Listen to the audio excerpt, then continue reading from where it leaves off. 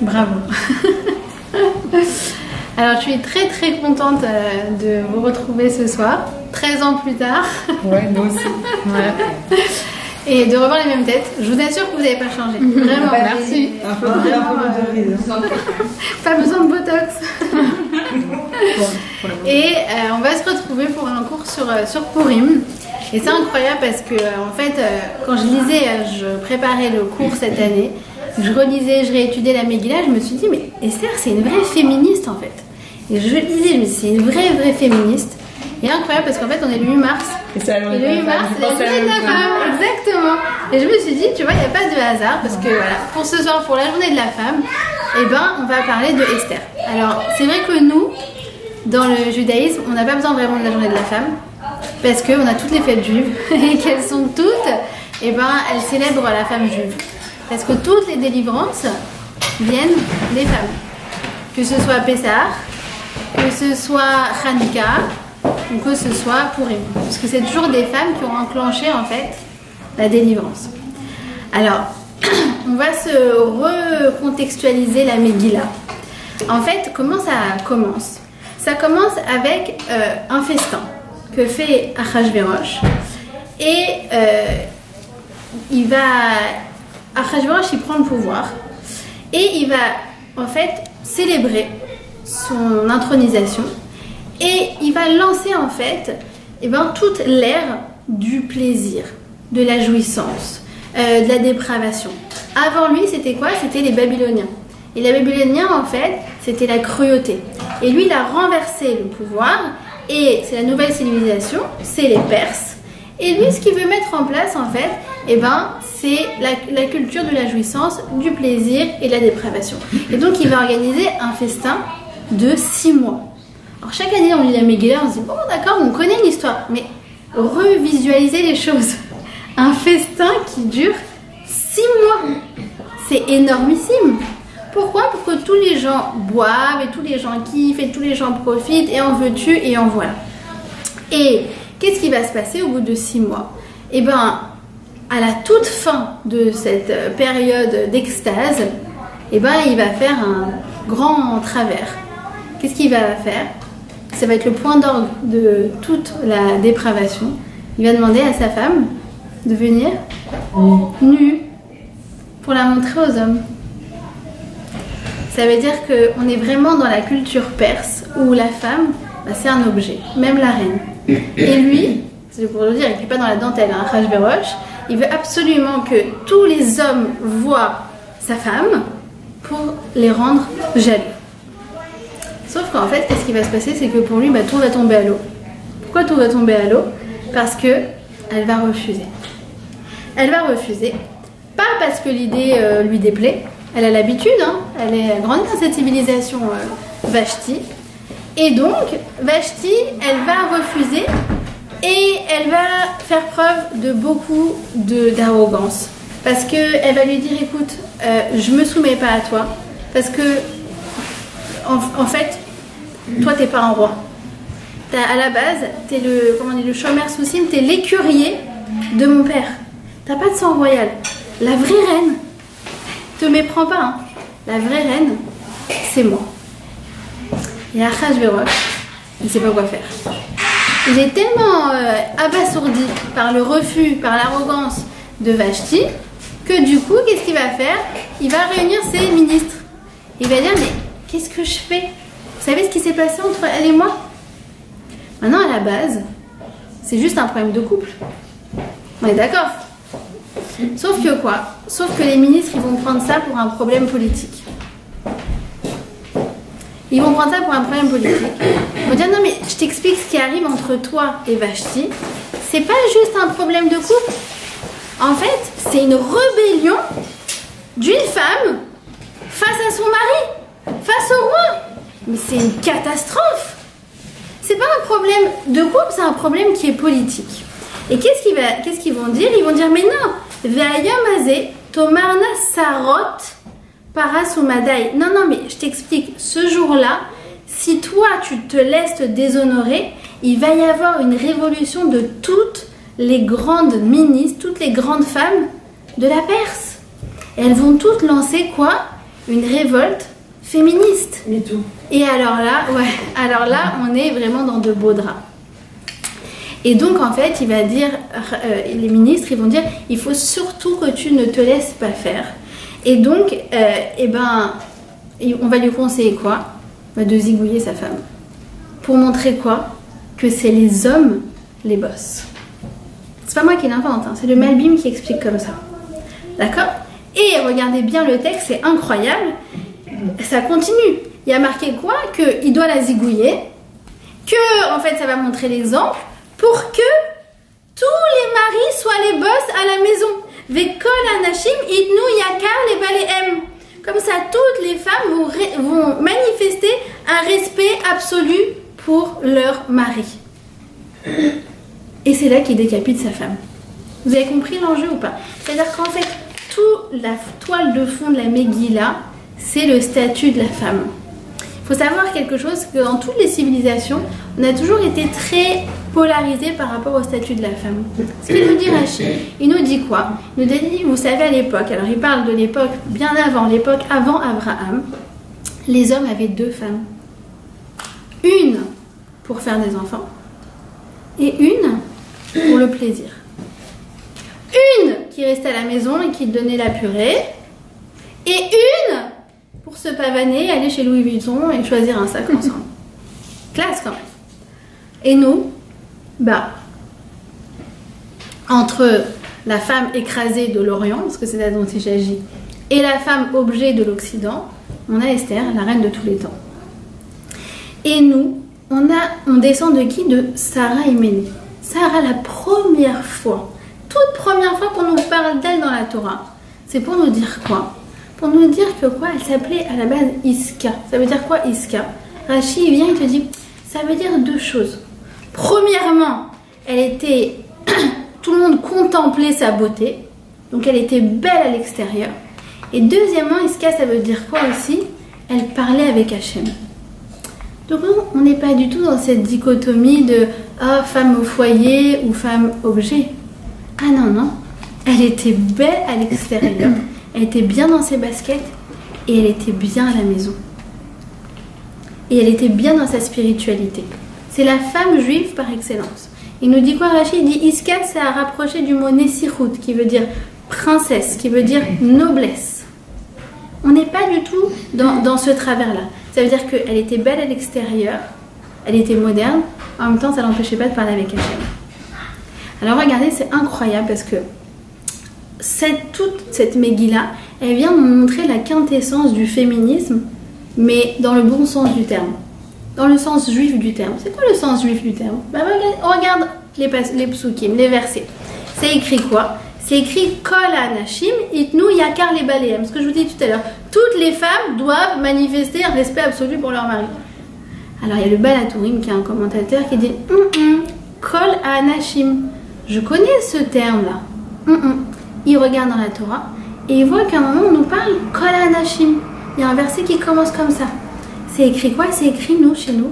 Ve Kol Anashim asher nasa libam otana bechorma. Toutes les femmes, mais nous on complète par quoi la phrase? Ça c'est le sujet, on complète par quoi? Toutes les femmes se distinguent par une intelligence supérieure. Tu veux faire une généralisation sur la femme? Alors côté perse, du coup c'est une généralité pour dire qu'elles doivent se soumettre, ou bien qu'elles doivent être des objets. Ah, nous, ne fais surtout pas de généralité. Et si tu veux faire une généralisation sur la femme, alors c'est pourquoi? C'est pour décrire quelque chose de spécial, pour décrire qu'elles ont des forces particulières dont elles ont été dotées. Donc c'est ça le vrai féminisme dans le sens juif du terme. Si tu veux faire une généralisation sur la femme, alors parle de ce qu'on appelle les attributs féminins. Qu'est-ce qu'elles ont comme force? Et ça c'est tout le message d'Esther. Alors qu'est-ce qui va se passer? C'est qu'une fois qu'il a zigouillé sa reine, il se retrouve sans reine. Et il faut absolument qu'il trouve une reine. Et de nouveau, on va être dans une soumission totale du genre féminin. Il va organiser monsieur un grand concours de beauté, d'accord, Miss au monde. Et il va prendre des femmes chez elle, des jeunes filles et des femmes mariées. Et il va les kidnapper en fait. Il les enlève, il leur donne pas le choix. Il faut s'imaginer dans quel monde on vit à l'époque de la Megillah. Et il va prendre Esther de force. Vela Karta, Esther et Bet Améler, elle a été prise de force pour être dans un harem. C'est ça en fait, c'est une prison dorée. Alors certes, elle va pas être maltraitée là-bas, puisqu'on nous dit que en fait, elle va pouvoir utiliser tous les produits de beauté du monde. Donc elle a Guerlain, elle a Clarins, elle a tout L'Oréal, elle a tout ce que vous voulez comme produit de beauté. Mais en vérité, on nous dit quoi? Esther Lobiksha Davar, elle voulait rien. Elle voulait juste que ça se passe et pouvoir rentrer chez elle. Combien de temps elle est restée dans son harem? 5 ans. Et pendant 5 ans, elle se dit, je vais rentrer chez moi, je vais rentrer chez moi, mais c'est sûr, je vais rentrer chez moi. Elle se faisait même pas belle. Donc elle s'est dit, mais c'est mort, il va jamais me choisir. Il y a des filles qui se mettent des crèmes et des trucs et qui se font les mèches et qui se font du botox. Il va jamais me prendre. Et je peux rentrer chez moi. Pardon, pendant 5 ans, elle attendait et il l'avait pas vu en fait? Non, ils attendaient en fait 5 ans, pardon, c'est 4 ans, excuse-moi. 4 ans dans le harem avant d'être présenté au roi. Tout ce temps sans femme. Tout ce temps sans femme. Bah, il prépare. Il s'est dit, attends, avec elle, ça s'est mal passé, maintenant je vais bien la choisir. Et ça vaut 4 ans. Et qu'est-ce qui va se passer? Eh bien, de façon surprenante. Alors, évidemment qu'il n'y a pas de surprise, d'accord? Tout le message de la Megillah, c'est qu'il n'y a pas de hasard. De façon surprenante, eh bien, Esther va être choisie. Peut-être justement parce qu'elle est la plus discrète, voire la plus mystérieuse. Puisqu'en fait, elle ne dévoile pas du tout ses origines. Esther, c'est qui tes parents? J'en ai pas. Esther, d'où tu viens? C'est qui ton peuple? C'est qui ta famille? J'en ai pas. Même son nom à Esther, il porte à confusion. C'est écrit qu'elle s'appelle Esther, mais c'est écrit aussi qu'elle s'appelle Hadassah. Pourquoi elle a 2 noms? Alors il explique comme ça le Maharal que Hadassah, Hadassah Esther en perse, ça veut dire la lune.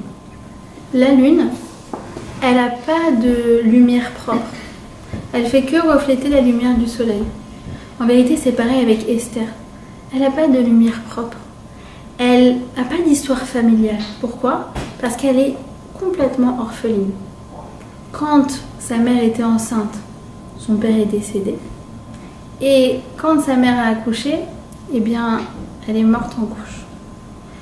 Et donc, Esther, il n'y a pas plus orpheline au monde qu'elle. D'ailleurs, il nous dit quoi, le Gaon de Vilna? Il nous dit, elle était Yafat Toar Vetovat Mare. Elle était très belle, c'est ça ce que ça veut dire. Mais il dit, regarde les premières lettres de ces mots. Yafat Toar Vetovat Mare. Ça donne quoi? Ça donne Yud, Vav, Tav et même Yatom. Yatom, c'est orpheline. Toi, à l'extérieur, tu vois une belle femme. À l'intérieur, c'est la plus orpheline de toutes les femmes. Et ça, c'est le vrai grand drame de Esther. C'est que elle a rien. Elle a personne. Elle a rien sur qui se raccrocher. Et en plus de ça, le grand drame de sa vie, c'est qu'elle a été kidnappée et mariée de force. C'est quoi la force de Esther? Comment elle a réussi à s'en sortir? Eh bien, peut-être que justement, son orphelinat, au lieu que ça soit sa faiblesse, en vérité, c'est peut-être sa force. Pourquoi? Parce qu'elle a été donc recueillie dès sa naissance, puisqu'elle n'avait pas de parents, elle a été recueillie par son cousin, par Mordechai. Et c'est écrit comme ça, Vayi Omen et Hadassah. Il a adopté Hadassah, Esther. Nos Chachamim me disent non. Li, il lui a appris à dire Amen. C'est quoi Amen? C'est quoi le mot Amen? Amen, c'est Aleph Mem et après Noun. Aleph Mem, c'est quoi? C'est la mère M. Et Noun, c'est quoi? C'est une lettre qui tombe, qui va tout en bas. C'est la lettre la plus longue et qui chute. C'est la lettre que David Ameller n'a pas voulu mettre dans le fameux Ashrei Yoshua Betecha, parce que je ne veux pas parler de la chute dans ce psaume. Alors, qu'est-ce que ça veut dire? Il lui a appris à dire Amen. Il lui a dit, écoute, ma chérie, tu vas avoir des chutes dans la vie. Et tu n'as pas une mère à qui te raccrocher. Tu n'as pas la M. Alors sache une chose, c'est que tu as Kadosh Baruch. faut comprendre l'enfance de Esther. Esther, quand elle rentrait à la maison, elle n'avait pas forcément sa mère qui lui avait préparé son goûter. Elle n'avait pas forcément sa mère à qui elle pouvait raconter ce qui lui était arrivé à l'école. Alors à qui elle racontait? À Hachem. Elle se préparait son goûter toute seule. Elle disait, tu sais, Hachem, lui, il m'a embêté ce matin à l'école. Tu sais, la maîtresse, elle n'a pas été gentille aujourd'hui. Ah Hachem, j'ai pas envie de faire mes devoirs, tu peux me donner de la force? C'est comme ça qu'elle s'est construite, Esther. Donc il n'y a pas de relation plus fusionnelle au monde qu'entre elle et la Kadosh Baruch. C'est pour ça que son orphelinat, au lieu d'être sa faiblesse, elle en a fait une force. Ça veut dire que Esther, elle a toujours su qu'elle n'est jamais abandonnée, même dans les moments où elle aurait pu se sentir la plus abandonnée au monde. Vous comprenez? Et donc, qu'est-ce qui va se passer? C'est qu'elle va devenir reine. Et 5 ans plus tard, eh bien, Aman va édicter son fameux décret de mort à l'encontre de tous les Juifs. Et dès que Mordechai apprend ça, il va voir Esther. Il lui dit, Esther, maintenant c'est à toi de jouer. Il faut que tu interviennes et que tu ailles parler au roi en notre faveur pour qu'il annule le décret. Et à ce moment-là, de façon très surprenante, Esther, qui est très docile depuis le début de la Megillah, Mordechai lui dit, tu dévoiles pas tes origines, elle dévoile pas. Mordechai lui dit, fais ça, elle fait ça. Elle suit tout ce que Mordechai dit. Eh bien, là, elle va refuser. Elle va dire non, je veux pas y aller. C'est trop. Pourquoi? Pourquoi elle rechigne tant à y aller? Et pourquoi pile à ce moment-là? Parce qu'elle risque de mourir? Alors c'est vrai qu'elle a priori 99% de chances de se faire tuer à ce moment-là. Merci pour l'assistante.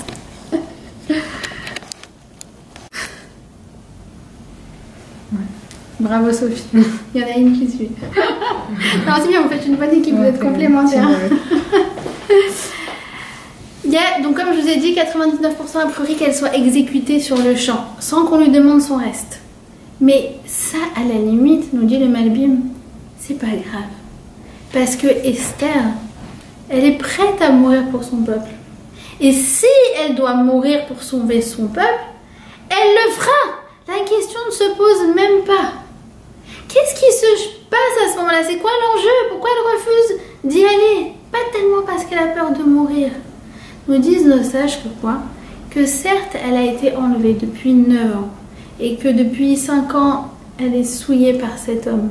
Mais, en fait, à la base, elle était mariée à Mordechai. Vela karta Mordechai lo bat. Il l'a prise comme une batte. Nos sages nous disent non, ne lis pas batte, une fille, lis baït. C'est son épouse. En fait, de façon cachée, elle était restée mariée avec Mordechai. Et Mordechai, c'est tout pour lui, pour elle. C'est son père, c'est sa mère, c'est son mari, c'est son frère, c'est tout. Et tout d'un coup, à partir du moment où c'est elle, de façon proactive, qui va vers le roi, alors à ce moment-là, elle ne peut plus être ce qu'on appelle sous la contrainte. Elle n'est plus kidnappée, entre guillemets. Elle, en fait, devient, entre guillemets, consentante. À partir du moment où c'est elle qui fait un pas vers lui. Et ça, c'est trop. Pourquoi? Parce qu'en fait, elle comprend à ce moment-là qu'elle va devoir divorcer de son mari. Et que son histoire, elle ne pourra plus faire machine arrière. Elle avait toujours l'espoir qu'à un moment, ça va s'arrêter, ce cauchemar, et qu'elle va pouvoir rentrer chez elle. Mais à partir de là, il n'y a plus de machine arrière. Donc, c'est pour ça qu'elle refuse tellement. Parce qu'elle dit quoi? Tu veux que je me sépare de toi? Mais tu es tout pour moi. À la limite, mourir, je m'en fiche. Mais vivre sans toi, c'est impossible. Elle préfère mourir que de vivre sans Mordechai.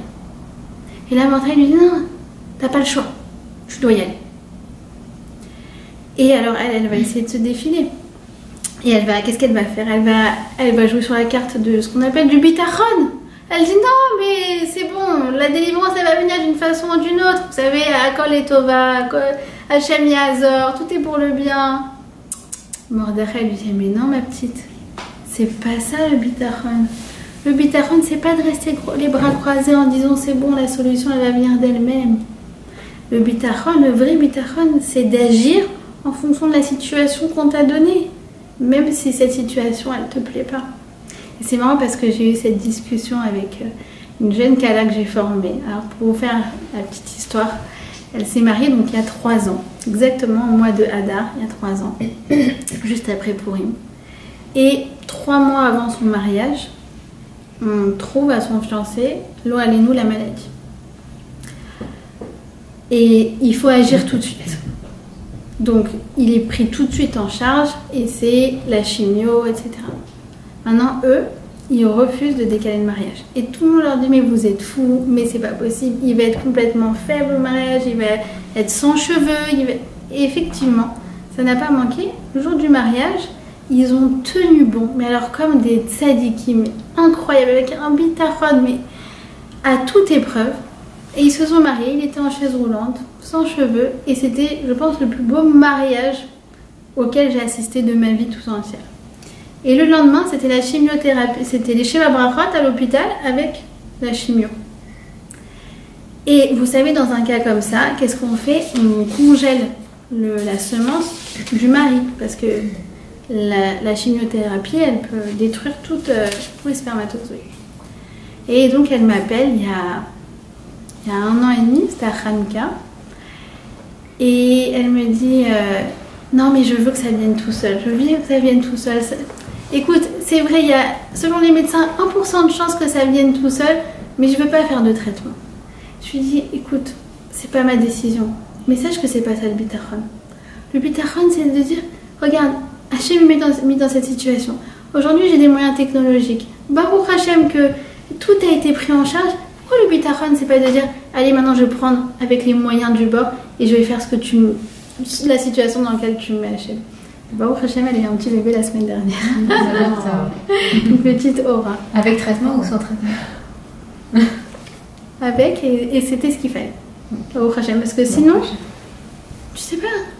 Tu peux attendre 5 ans, 10 ans, 15 ans, 20 ans avant que ton miracle il arrive.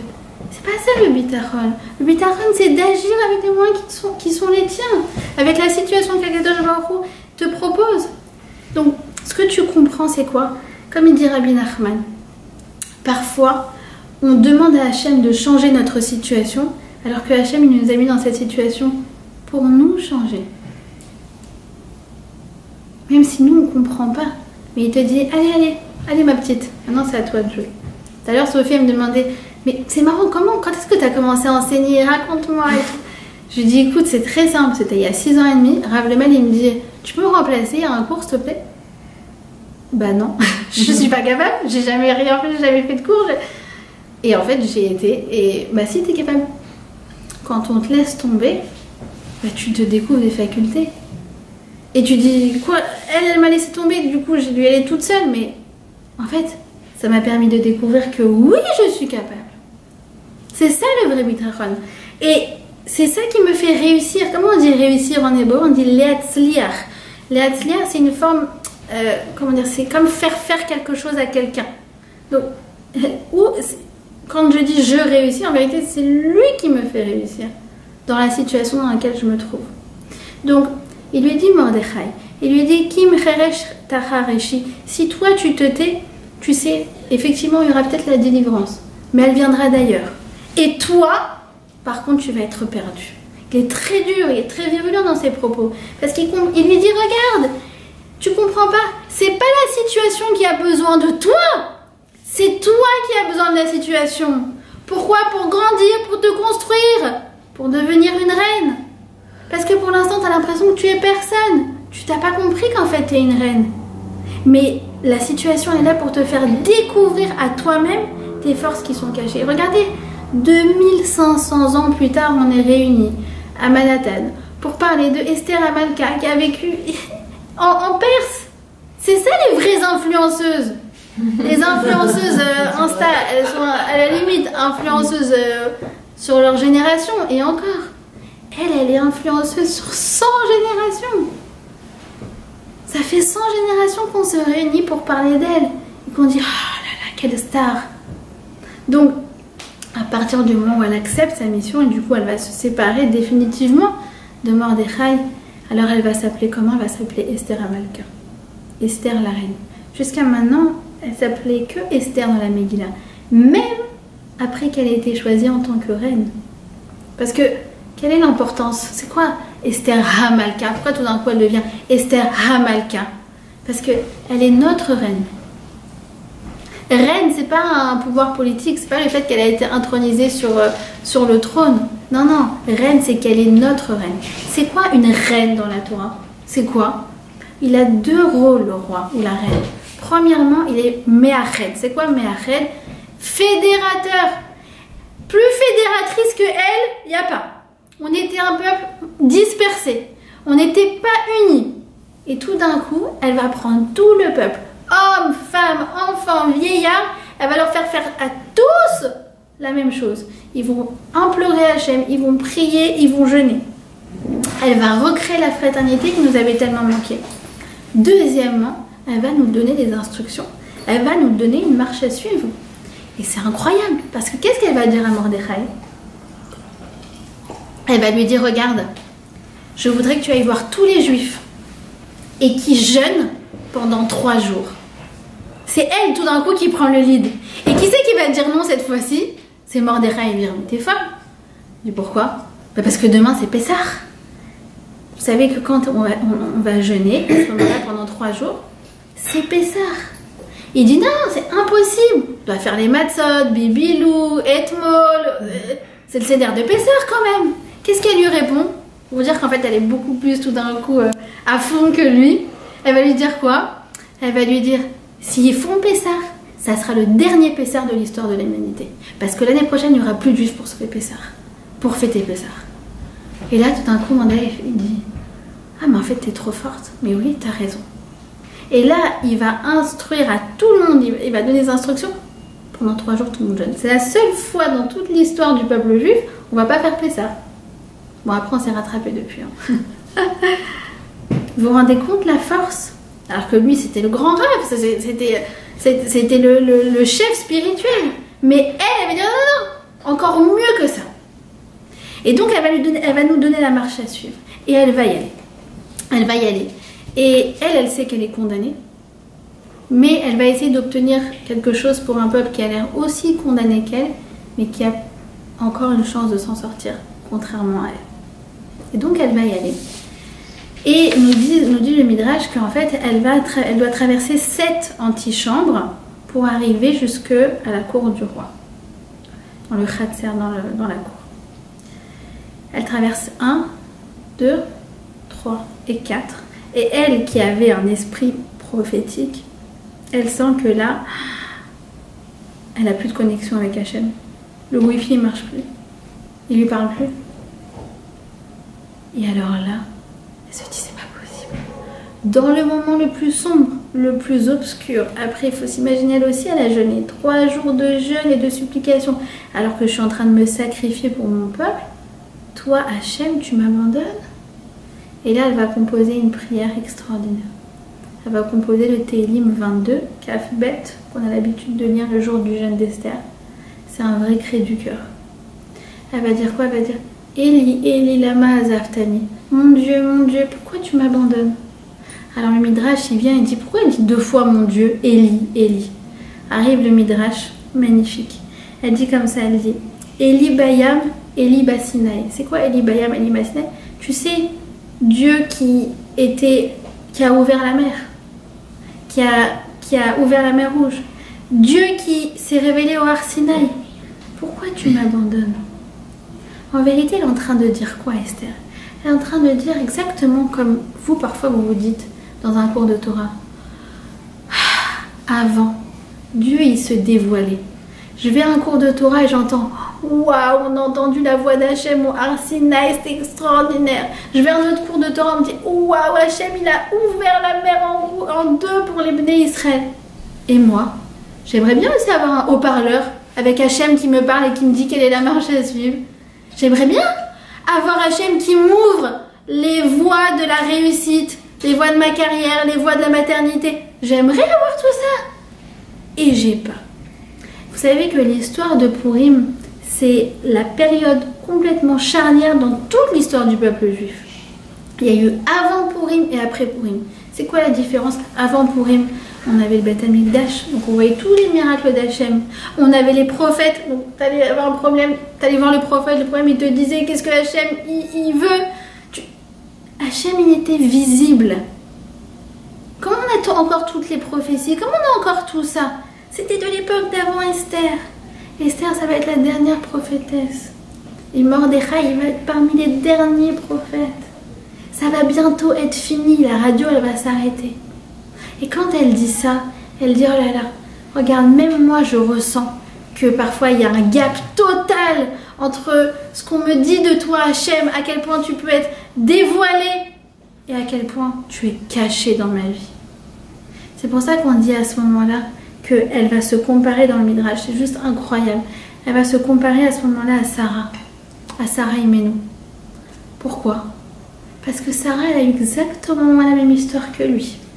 Elle a dû cacher qu'elle était mariée avec Abraham parce qu'elle a été enlevée par Elimelech. Elle a été enlevée par Pharaon.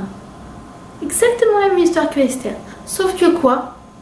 Elle arrive, il veut s'approcher d'elle et miracle incroyable, il est recouvert de lèpre.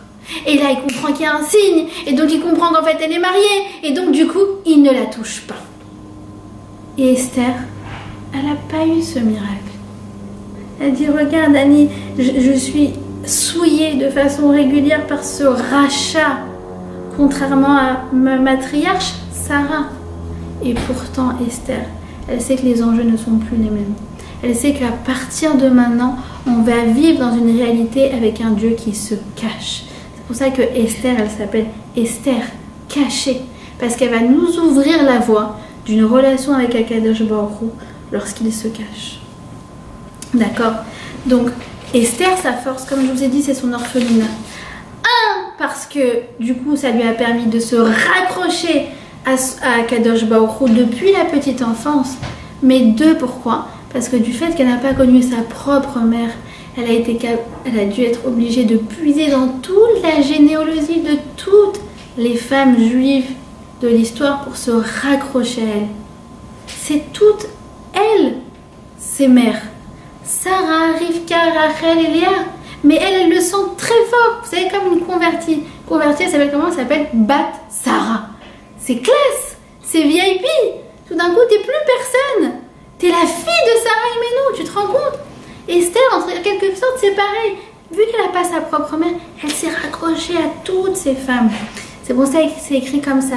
Kiata Gori mi beten maftichi al-zde imi. Depuis que je suis née, depuis qu'on m'a coupé le cordon, je me suis raccrochée à un autre cordon. C'est le cordon ombilical de toutes les mères, filles, depuis Sarah Imenou jusqu'à aujourd'hui. C'est un message qui est tellement actuel. Tellement actuel. Parce qu'on peut s'y raccrocher nous aussi. Vous savez, c'est comme ces filles, par exemple, qui arrivent, avant le mariage, qui viennent faire le cours pour apprendre la pureté familiale, pour apprendre le mikvé, et qui me disent non mais moi, ma mère, elle n'allait pas au mikvé. Je leur dis, mais si ta mère, elle allait au mikvé. Hein? Ah bon? Comment tu sais? Je dis, mais Sarah Imenou, elle allait au mikvé. Rivka, elle allait au mikvé. Et je peux te continuer comme ça, comme ça, comme ça. Peut-être que ça s'est arrivé il y a 2 ou 3 générations maximum. Mais sache qu'avant toi, il y a 200 générations de femmes qui ont été au mikvé. Et c'est tes mères, c'est tes matriarches. Ah, mais je ne me savais pas. Mais va à Shiloh en Israël. On a à Shiloh, tu vois le mikvé, c'est quand ils sont arrivés en Israël à l'époque de Yoshua, juste après après le Sinaï. Ils sont arrivés en Israël et ils ont construit des mikvés. Va à Djerba. À Djerba, dans chaque maison, il y a un mikvé. Mais regarde quand tu te raccroches. T'es pas seule. T'as 3500 ans de femmes avant toi qui t'ont précédé. Donc raccroche-toi à cette généalogie. Vous savez, on a dit tout à l'heure que dans le nom de Sarah, il y avait l'idée de princesse. Ben justement, c'est que Esther, elle a compris qu'elle était une princesse, puisqu'elle est une descendante de Sarah. Maintenant, c'est à elle de devenir une reine. Nous aussi, on est toutes des princesses. Et c'est à nous de prendre le rôle que Akadosh Baruch Hu nous a donné pour devenir reine.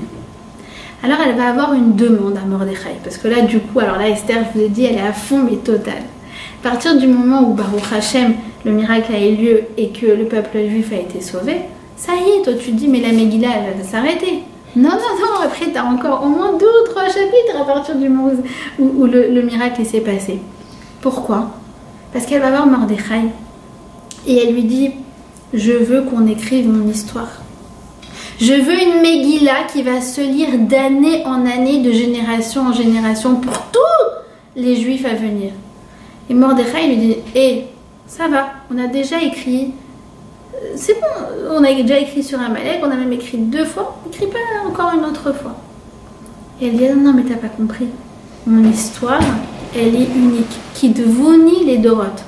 Tu dois révéler mon histoire pour toutes les générations à venir. Je veux que tu comprennes que mon histoire elle est intemporelle, que à la base j'étais une orpheline, qu'on aurait pu croire que j'étais moins que rien. Et que avec la force qu'Akadosh Baruch Hu m'a donnée, j'ai dévoilé la malchoute, la royauté qui était en moi. Et je veux que toutes mes filles, elles le sachent, qu'elles sont des princesses, et qu'elles sont des reines en potentiel, et qu'elles ont des forces qui ne sont pas dévoilées, et qu'il faut absolument qu'elles prennent leur rôle à bras le corps pour dévoiler les forces qui sont en elles. Et elle ne va pas s'arrêter là. Je vous ai dit, Esther, c'est l'influenceuse de tous les temps. Elle va nous donner des mitzvot qu'on va faire le jour de Purim. Donc, c'est la Megillah. Ensuite, on a le Michté. Mais quoi le Michté? C'est comme elle a fait Sophie ce soir. Tu invites plein de copines et tu fais un très beau repas. Deuxièmement, on a quoi? On a Mishloach Manot. Tu vas commander plein de choses, tu vas faire des belles corbeilles. Enfin, sûrement vous, pas moi, parce que moi je suis très nulle en Mishloach Manot. Ça ne s'arrange pas avec les années en plus. Mais comme toutes les femmes, je suis sûre que vous allez faire des très très belles corbeilles. Et très belles corbeilles. Et vous allez envoyer donc ça à vos amis. Et quatrièmement, qu'est-ce que vous allez faire? Vous allez faire Matanat Laïonim, vous allez donner de l'argent aux pauvres. En vérité, elle te dit quoi, Esther? Elle te dit, mais regarde, je vais te donner des mitzvot pour que tu donnes. Parce que quand tu donnes, tu te rends compte de ce que tu as. Tu dis, mais moi je suis capable de faire un buffet comme ça de folie. Moi je suis capable de donner. Moi je suis capable de recevoir. Moi je suis capable d'être créative et de faire des super beaux Mishloach Manot. Moi je suis capable de ça. Et ça c'est le vrai féminisme d'Esther. Pourquoi? Le féminisme de Vashti c'est quoi? C'est je t'écrase parce que toi tu veux m'écraser. C'est utilise ta force pour écraser les autres. Esther elle te dit dans le vrai féminisme juif, c'est quoi? C'est utilise tes forces pour donner aux autres. Et c'est ce qu'elle va nous donner comme enseignement Esther. Esther, elle va nous apprendre à créer notre propre lumière à partir de rien, pour éclairer nos proches. Elle va nous enseigner la notion du bitachon. Elle va nous enseigner l'importance de toute la généalogie féminine juive, depuis Sarah et Minou jusqu'à aujourd'hui. Et elle va nous apprendre par-delà tout, donc le bitachon en Akadosh Baruch Hu. Elle te dit quoi? Elle te dit, tu sais, Hachem il ressemble à quoi parfois? Toi tu avances vers lui et puis lui il recule. N'abandonne surtout pas. N'abandonne jamais quand tu as l'impression qu'il recule. Ça ressemble en fait à quoi? Vous savez un enfant qui apprend à marcher? Quand un enfant il apprend à marcher et le père il se dit ça y est je sens qu'il est mieux. Alors l'enfant il commence à faire 1 pas, 2 pas. Qu'est-ce qu'il fait le père? Allez. Qu'est-ce qu'il fait? Il recule. Et là l'enfant il dit mais papa qu'est-ce que tu fais? Où tu vas? Tu me laisses tomber. Mais non t'as pas compris. Je me mets en retrait pour que toi tu apprennes à avancer. C'est ça qui fait Akadosh Baruch Hu avec nous. C'est que parfois on est désorienté. Mais continue d'avancer dans son orientation justement. C'est ça qui te permet d'avancer. D'accord? Donc ça c'est le vrai message de Purim. Purim, nous disent nos sages, c'est comme un Matan Torah. C'est comme un jour où on a reçu la Torah. Pourquoi? Parce qu'il y avait la Torah au Har Sinaï en mode éclair, chauffard, Dieu qui se révèle à nous, la folie, on entend la voix d'Akadosh Baruch Hu, c'est extraordinaire. Ok, on a accepté la Torah, pourquoi? Parce qu'on n'avait pas le choix, ça s'imposait à nous. Hachem il te parle et tu vas dire non, je suis pas d'accord. Il y a eu un deuxième Matan Torah au moment de Purim. Pourquoi? Parce qu'on n'avait plus les prophètes, on n'avait plus le Beth Amikdash, on n'avait plus les miracles, on n'avait plus la présence d'Hachem dévoilée. Et à ce moment-là, on a dit quoi? On a dit Hachem, on veut. Et là, nos sages nous disent quoi? Ils ont accepté.